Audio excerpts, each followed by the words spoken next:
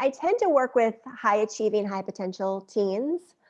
As I'm connected with a lot of entrepreneurs and professionals like yourself, you use personal development to get to where you are, and mindset's important to you. So women like you, when they have kids, they often want those same things extended to them.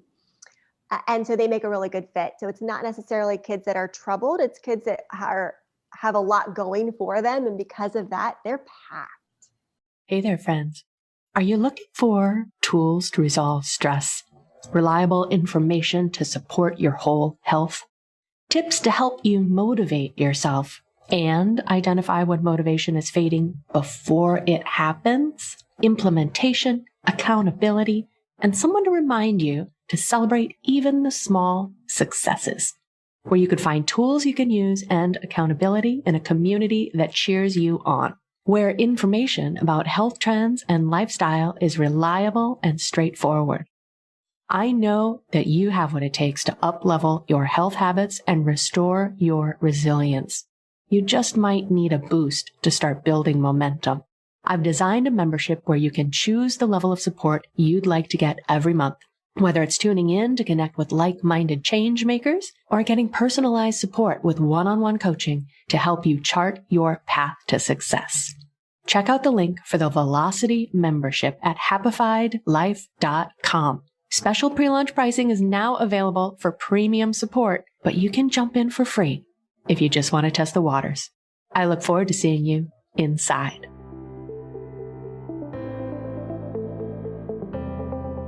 Living in a stressful world doesn't mean you have to give up on happiness. Instead, you can shift your perspective of stress and discover how to live your life in flow. Welcome to Happified.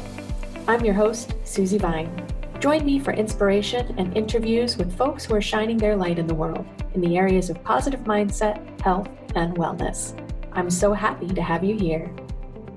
As I had a big life transition myself, I was tapping inward for where I'm best kind of called to serve. And I have two teenagers. I found myself a single mom of two teens. And I became really aware of the stress, the perceived stress that teenagers are under these days. Then this is before COVID. So this is even just being a teenager. Right. What the transition I felt as a mom, as my kids went from elementary school into middle school, that became a big shift. As for the involvement for parents is a lot less.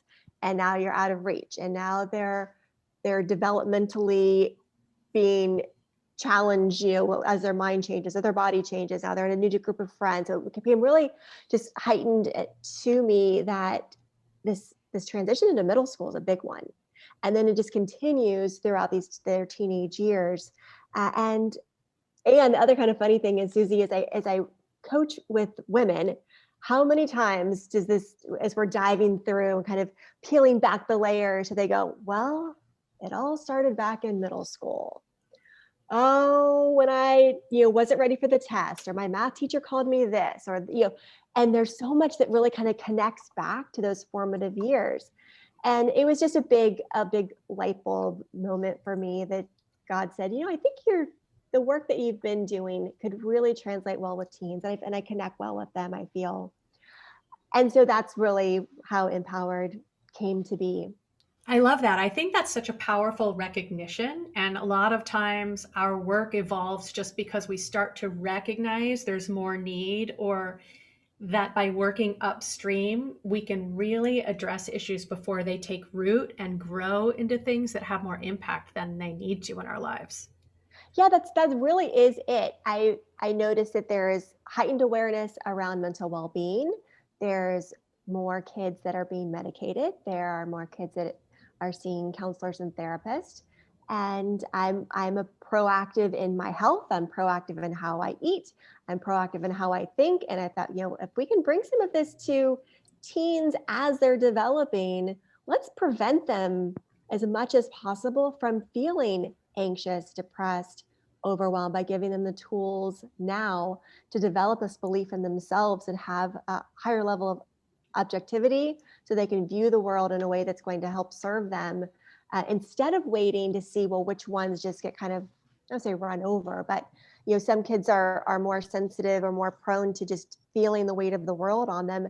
And then parents are having to, oh my gosh, how do we get them out of the hole? Well, let's just prevent them from falling in the hole in the first place as much as possible.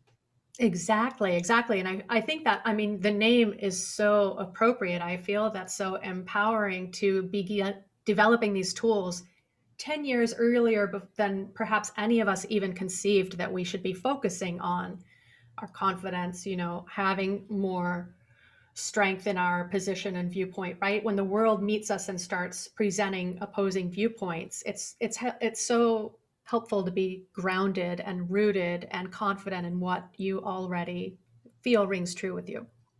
Yeah, it's so true. And being in a place where you're encouraged to be the best of who you are and celebrate your uniqueness. Because another big thing that happens during these years, especially with the girls, is wanting to fit in and wanting to blend in. And it's this kind of a weird dichotomy of wanting to blend in, but be unique, but they can't quite figure that out, and wanting to look like or feel like or act like everyone else. But they're like, well, who is everybody else? And so we have a lot of conversations around that, celebrating what makes each girl's, from their personality to their fabulous hair, or their crazy hair, or their being tall or being dark or being whatever it is that they are, and embracing all of that, to really connect with who she is called to be. And it's important, I think, at those young age to have that conversation. Yes, that's so powerful. I think it's very true. As a person who's always had straight hair, I've always been jealous of those with curls. Or as, pale complexion, I've always kind of envied those with freckles, right? It is the characteristics that set people apart, that make them unique, that stand out to us. So it's interesting that we fall into this pattern where we feel like we have to fit in, and anything that Right. makes us unique is somehow a detriment. Yeah, it's true. And I look at, there's kind of two different things. It's avoiding the anxiety, the depression, the stress, the overwhelm. Like there's a whole set of tools that are avoiding the negative, and it's all about elevating the positive. So I look at the program as a leadership program. Because what are the qualities that, like, you and I are entrepreneurs? And I talk to other girlfriends that are entrepreneurs, and I am always asking, what do you think are the qualities that are most important for you to succeed right now? And there's a lot of the soft skills, right? It's listening, it's active listening, it's empathy, it's tenacity, it's resilience, it's being able to find a plan B, it's being okay when one way doesn't work and another one does. It's being able to hear somebody else's point of view, and not agree with it, but still be okay with it. So these are things that our young ladies and young men are going to need to develop to be successful, whether it's in entrepreneurship or in the corporate world.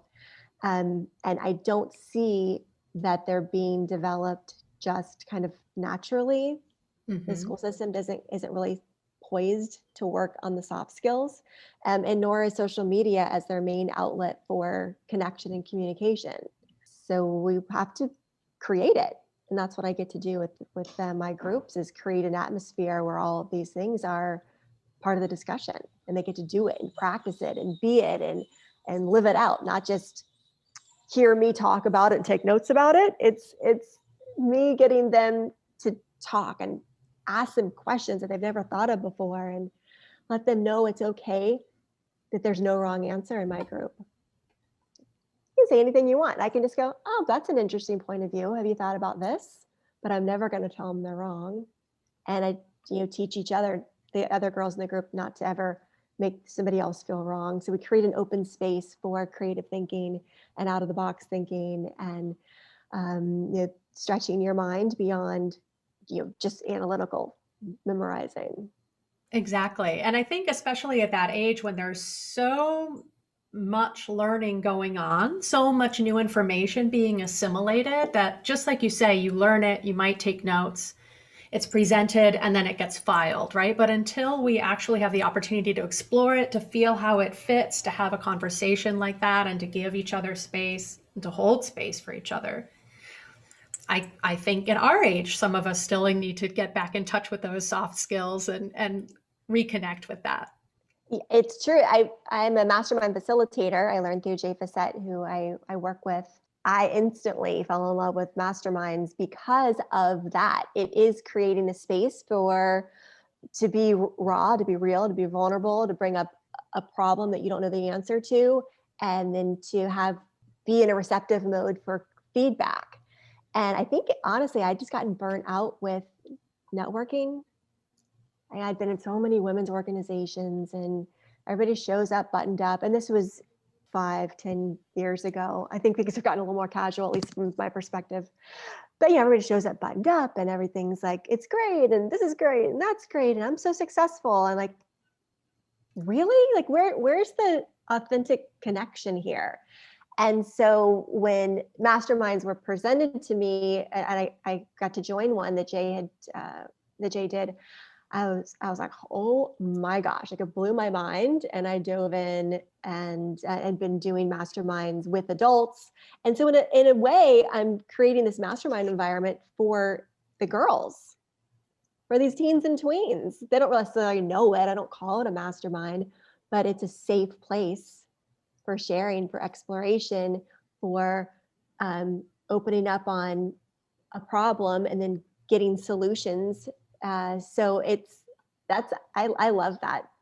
Absolutely. Yeah. Not only getting solutions, but feedback and people saying, I understand where you are. I've been there myself. And that outside perspective is so powerful. It is. I'm glad you said that, Susie, that I've been there myself. That's one of the main things I hear from the girls that I work with is they're like, oh, they could take like these other people feel like I do. I'm not alone. And then they're like, oh, I can breathe. I can bet the weirdo. Or maybe I'm weird, but so is she. So I don't care. Exactly. Exactly. And what you're saying resonates too, because I did a lot of networking in my previous incarnation. I worked in the senior service industry. So I did a lot of networking for 5 years while I was doing that line of work. And it's very much, you've got the polished image and this is how great our company is doing and we're ready for everything. And it makes me think a lot of the way we present ourselves on social media. Like, heaven forbid we admit we're having a bad day, that we had trouble getting out of bed and, we're miserable at work today, right? It's only the amazing meal, the great vacation we've gone on. Even in the midst of this year, people are still very resistant to being authentic on social media. So there's all of this veneer that we have to chip through. I like the idea. Well, and when I work with parents, I don't work with parents exclusively. However, of course, I'm working with them when when I get to work with their daughters. And that's one of the things that I say I have found has worked for me as a mom with my teens is being vulnerable, like being open to when you're having a bad day or when you get a comment from someone at work or that just like blew your socks off. I'm like, oh my gosh, I can't believe. And I share with my kids. I don't want them to think that they're the only ones going through it. And then once you get to be an adult, you've got it all pulled together and everybody knows how to behave because they don't. We don't. And I think one of the best ways we can teach our kids not to be, so concerned or so stressed is to be vulnerable and to share with them what's happening in their own lives. Of course, we want to have a solid groundedness where they feel secure, but there also needs to be that element of reality that you kind of be like, wow, I'm having a bad day and it's just how it is. And this is, can I talk to you about it? And letting them see that what being human is all about. Yeah, that there is power in being authentic and vulnerable. God bless Yes, Brene it doesn't Brown for make you bringing weak. that out. Yes, exactly. Yeah, she did a beautiful job. Yeah, I really love that. So, in addition to that kind of interface that we find ourselves operating through, especially now with personal, physical distancing and that lens of social media, what other stressors do you tend to find our teens and tweens encountering that are difficult for them? That's a great question. And I tend to work with high achieving, high potential teens. As I'm connected with a lot of entrepreneurs and professionals like yourself, you use personal development to get to where you are. And, mindset's important to you. So women like you, when they have kids, they often want those same things extended to them. And so they make a really good fit. So it's not necessarily kids that are troubled. It's kids that have a lot going for them. And because of that, they're packed. It Mm-hmm. is, am I keeping up with studying for my ACT and my SAT? And, how am I doing on my grades? Am I getting volunteer hours? Like both of my kids I mentioned are in musical theater. So they're singing and dancing and auditioning, and other kids are in sports. And are they training and keeping up with those demands? So it really comes down to managing the high demands of being a high potential kid. Giving them these, it's a lot of different things, but it's outlet, it's it's connection to their emotions, so they can both understand and share how they're feeling. I do a lot of giving kids a variety of different tools that they can use to mitigate stress, to prepare for a test, performance anxiety techniques, visualization. I'm a yoga instructor and meditation. So everything from drawing to music to guided visualization, breath work for meditation, moving the body.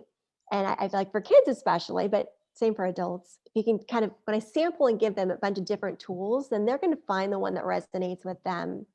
And when they're starting to feel those emotions come up in the back of their head, they're like, oh, that's what Miss Krista was talking about. I'm going to do this one. Like, I'm going to go outside and take some breath and look at the sky, or I'm going to put some music out there. But they've got this is like kind of variety tool pack, and they get to pick the one that works for them in that moment. And now they're becoming more in control. And the cool thing that I hear from parents is that they really recognized that, like, step up in responsibility and being ready when it's time to be ready. And even sharing, like one of the moms said, my daughter came over to me and she said, Mom, I'm feeling kind of stressed out about this right now, but I'm going to go outside and do one of Miss Krista's tools, and I'm sure I'll be better. And she was like, who was this young lady? Like, she was like that, like, wow, that's really amazing.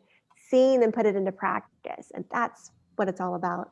Yes, that's magical to have those tools from that point on as we're just really embarking on, as you point out. I mean, the pressures that our kids are under are so much greater than they were when I left high school 25 years ago. Well, at this point, I think I left college closer to 25 years ago. But at any rate, there was a lot of that expectation, right? We were really worried about what would go on the college application. But now, my friends who are raising kids through high school and beyond, it's a whole new level of not only the school sports but league sports, and it's not only volunteering but it's leading social projects. It's not only, right, so everything seems to have gone up One to up. the nth degree. That's true. And so part of that, it comes down to the parents' belief system as well. And that can be part of the conversation on how important that is. But one of the biggest lessons, and I love, my 16-year-old son took me for a walk the other day, and he was sharing this with me as if I didn't know it. But secretly, I think I've been saying it his whole life, and it's just now like sinking in. But I love that he came to me with the idea. He's like, Mom, there's not just one way to get to happiness. There's not just one way to have success. Like, I don't have to just have one path to get there. And I was like, you are so right. And in my head, I'm like, yay, yay. It's sinking in. Yes, yes, yes, yes.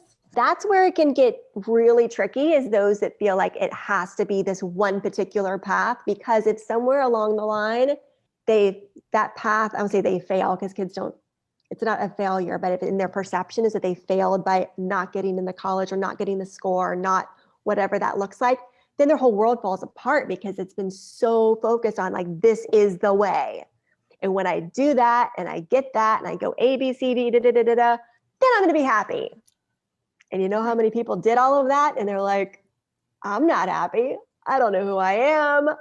It's not really the career I should have chosen. Did I ever ask myself what I want to do? I didn't do a great job of picking out a spouse because I wasn't aligned, or I wasn't a good spouse. Like, there's so many ways that we see adults that, I don't say we have blown it, but it didn't always work out right just because you followed the path. Yeah, that's such a great example or demonstration, because we tend to set a course and follow it without checking back in to make sure we're still aligned and feeling authentic. And I think too, we might set a course and think this is the only outcome that we will settle for, and something happens. And then once we're derailed, it's so hard to recover from, because what else is there? There was only one definition of success. Again, that's so powerful to have that recognition. Like, there are different ways to find happiness. I And love success that. looks different to different people. And to be okay with that, defining what a happy life looks like for you and starting those conversations early. And I mean, good grief, I've grown so much over the last 5 years, and being single over the last 2 years, like exponentially grown. There's no way I could have known anything about this version of Krista when I was 18. Or 16 or 14, or these young ages that we're putting pressure on kids. We're all in the development of becoming who we're going to be. So my wish is we could take the pressure off them just a bit. Yes. Yeah. Yeah. And to provide that space, which I think, to your earlier point of being more open and authentic and being willing to admit, I had a bad day today. My project didn't go great at work. This is what happened, and maybe I can try this or recalibrate. And that's such a powerful conversation to help your family be a part of, so the kids can be like, oh. And then when things go awry, we can correct course. Right. And even sharing the tools and going, oh my gosh, this got me all fired up. Therefore, I'm going to go take a walk right now. I'm not going to work on this next part of my job or my project because I wouldn't be in a good space. I wouldn't be happy with my work. I'm not going to get on the phone or respond. Like whatever it is that you're what you're going through, what decisions you're making, if you can share that with your kids, then they're seeing the choices. We have a ton of choices all throughout our day, especially when something less than fabulous happens, whether we're on the receiving end of a bad conversation or a project that didn't go well, to kind of just let them in on your thought process and what you're doing, or how you're kind of finding your own way back to center. And that can also come in having conversations with them. If they walk in and be like, hey mom, I need you. And be like, I would love to be with you. I need 5 minutes because something just went down and I need to pull myself together so I can be really clear and present with you. Or things are going great, but I'm like, my mind, like I am mid-project, I'm in the flow, I am writing, it's this great stuff. I need to finish getting that out before I shift gears, and then I'll be with you. Because that can also teach them those same kind of skills, which is, I don't want to ever, well, I try not to just be like, all right, let's go, get in the car, or dinner's right now. No, it's giving the heads up. Hey, dinner's going to be in about 10, 15 minutes. So why don't you wrap up what you're on? Giving all of us the same respect from our kids. And we learn, that's how I feel like we learn.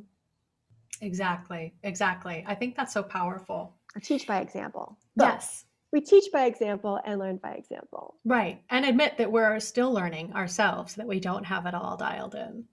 That's for sure. Yeah. We don't want to be the know-it-all that doesn't really know it all, because they're going to figure it out someday. Exactly. Yeah. Our teens are very good at seeing through that. Yes.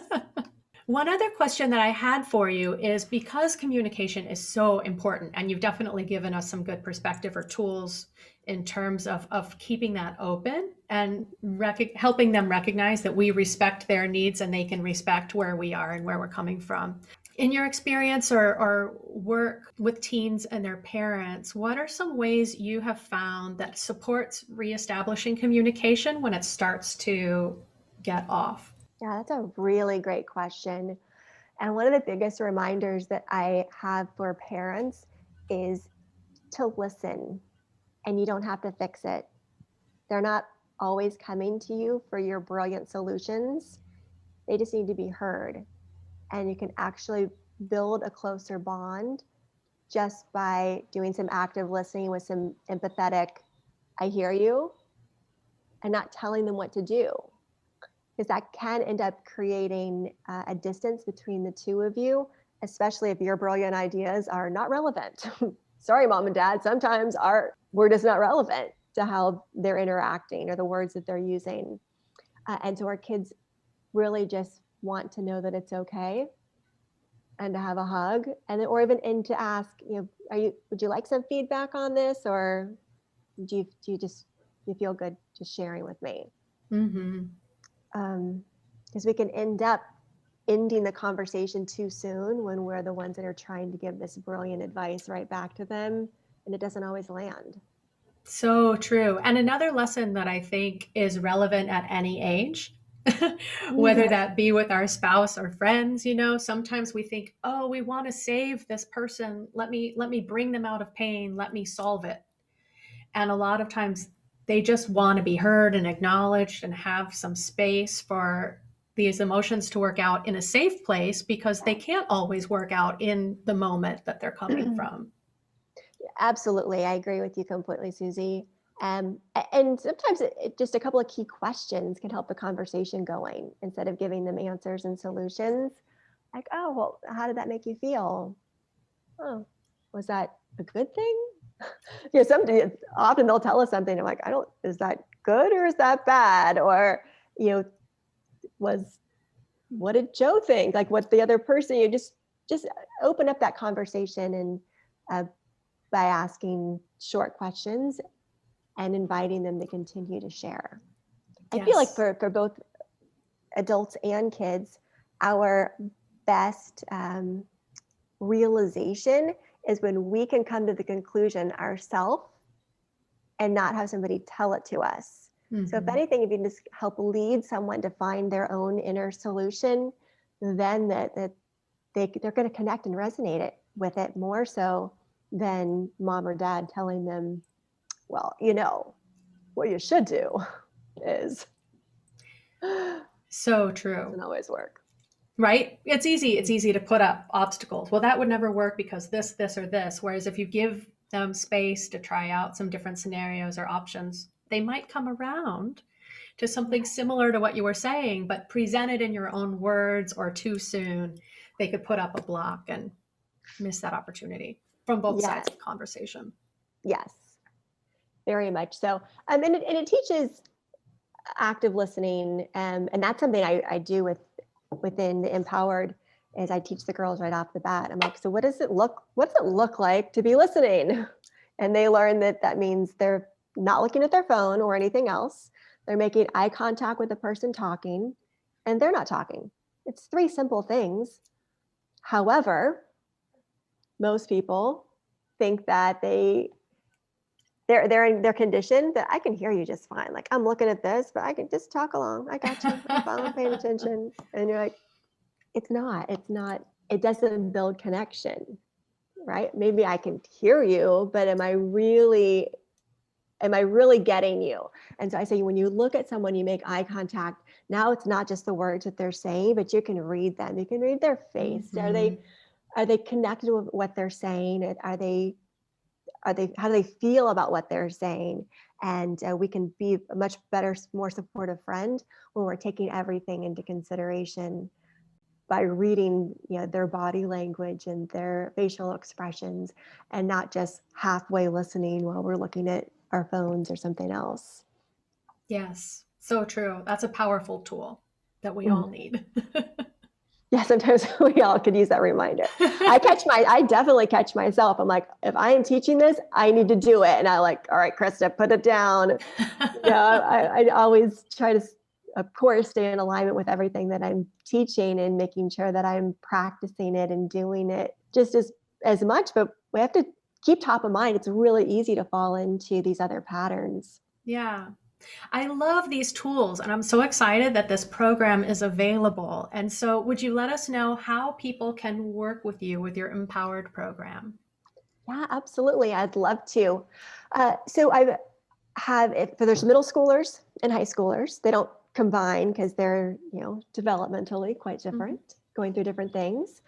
But I enroll the Empowered programs about every 8 to 9 weeks. So regardless of when you're hearing this or you're interested, you can reach out to me. As you mentioned, my website, which is my full name, KristaInochovsky.com.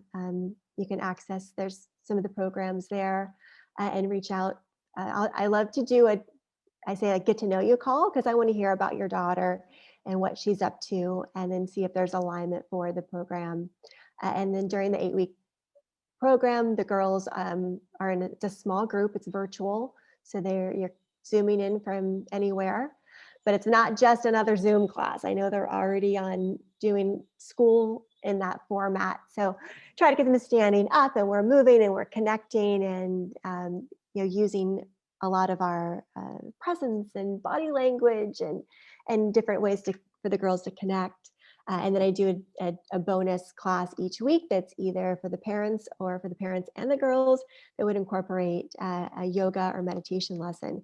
So just another outlet to practice some of those tools that I may just get to talk about. It gives them a chance to actually practice them as well. So it's a great comprehensive program, all there to fuel their growth and development and leadership skills. And that light, like as parents, we see this beauty and this potential, and sometimes that light gets kind of dim, where they're caught up in just second guessing themselves or different situations, or overwhelmed, or figuring out what this new body is, or there's just so many things that are happening, and so I look at this as a way to help us light that flame within each girl to feel comfortable shining bright, so that she can enjoy her childhood and her teenage years, and not look back and like, oh, I just worked too hard, or I was so what's the opposite of self-confident? What's the word I'm looking for? Self-conscious. Yeah. Right? Exactly. And didn't take the opportunities or chances that we wish we had. It's definitely, we don't want to get further down that path and wish or wonder what we could have experienced had we been more open to it. And I love that your focus is on helping them develop the tools, because I'm sure as a parent, the urge must be to just bring them out of pain and fix something immediately. But it's so much more powerful when they've developed these tools and they've got that confidence, because they know that they can deal with it, and therefore they can deal with so much more. Yes, that's it. It's about, self-confidence comes from this authentic self-love, and I really instill the fact that they are the creator of their life. Sometimes we feel like they're just reacting, and when you understand that you have control over your emotions, you have the ability to choose your emotions, your ability to choose how you show up. That's why it's empowering, right? It truly is empowering to recognize and be taught the choices that are available to us. And the sooner they can understand that and start playing with it and getting comfortable with it, the better off they'll be. I love it. I love it. Is there anything else that you would like to share before we wrap up our conversation? Oh, I'm just excited to get this. It started, the program started in my home. I created this cool living room space where the girls would come and they'd hang out, and we'd do all of these things together and in person. And now it's online, which means people from all over. And I love that. I mean, just imagine a group of 8 or 10 girls hanging out together, and one's from California, one's from Florida, one's from Philly, one's from Boston, a couple from Canada, that they're all coming together, going through these things and getting these little insights. The world isn't exactly like it is in your neighborhood, right? You can see, oh, you do it like that over there? Oh, well, here, oh, what do you mean it's snowing? What? I'm in a bikini. Like, there's all these different cool things that the girls can get to experience from each other by being a part of this intimate, connected group. And then, hey, who knows how they'll get to be friends down the line and get to go visit each other and things like that. So there's a lot of potential that can come from it. So I just, anybody, if you're watching, if you have a daughter, if you're a mentor, if you're a teacher, if you're an aunt, or of course a dad, you may have some men watching, which is awesome as well. And you're connected somehow with a tween or teen, connect with me. It's great to have a phone call. I love hearing what kids are up to, even if we're not a fit to work together. But yeah, jump in. Something great that they haven't experienced before and will really stick with them for years to come. I mean, I'll tell you, the girls that I started with me, they kept repeating, and I would do another group, and then they'd re-enroll. Hey, Mom, I want to do another round with Miss Krista, and so I was like, oh my gosh, I'm doing something right. If the girls want to come back and they like it, then that's a home run. Exactly. And that's the kind of community that we really need. That kind of supportive, open opportunity to appreciate what makes us unique. Absolutely. I love it. And if you are watching us over on Facebook, please drop any questions in the comments. I took a quick peek and I didn't see any questions over there, but we'll be sure to circle back and address anything. And I'll have Krista's information very available so you can get in touch with her, because I really think that this is inspired. And, if this had been around when I was younger, like there's just how many lessons could we learn earlier and have a smoother transition into our independence. So I love the work that you're doing. Thank you, Krista. Oh, thank you. It's been my pleasure. I really appreciate it. Thank you for tuning in today. Check out the show notes for any links we mentioned. To learn more about living life with less stress and more flow, visit happifydlife.com. And if you found value in today's episode, make sure you subscribe to catch the next one and leave a review to help fellow pod surfers find Happified. Until next time, keep on shining.